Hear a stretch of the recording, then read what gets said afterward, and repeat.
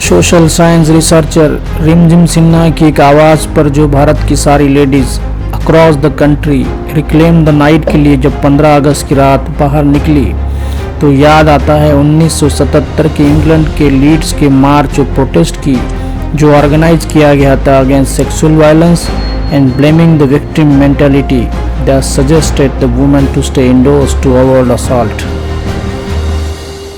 यह प्रोटेस्ट कोलकाता के RG care hospital के गट रेंचिंग घटना के बाद हुई है जहां 31 year old post graduate intern की सेक्सुअल असॉल्ट करके हत्या कर दी गई थी। एक सरकारी कार्यस्थल पर एक इंटर्न की इतनी हॉरिफिक तरीके से हत्या कर दी गई और वहां के प्रिंसिपल विक्टिम को ही ब्लेम करने की कोशिश कर रहे थे।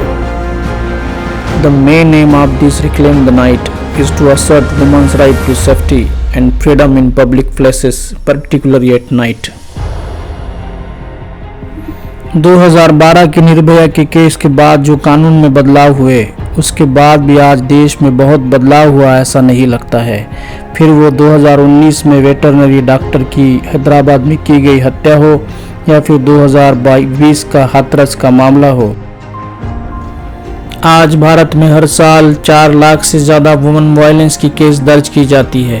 मतलब पर आवर 51 केस दर्ज होती है और उसमें से सेक्सुअल वायलेंस की केसेस 30,000 के आसपास होती है।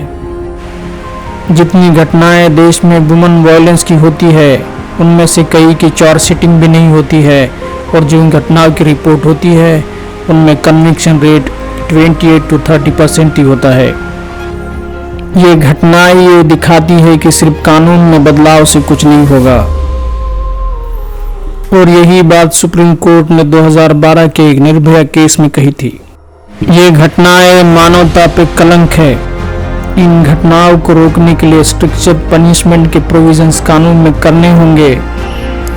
पैट्रियार्चल मेंटालिटी को बदलना होगा, सुपीरियरिटी कॉम्प्लेक्स को छोड़ना होगा और अपने बच्चों को मोरल एजुकेशन देना होगा about respecting woman. Only then we can create a safe and secure world for girls and women where they can live without fear.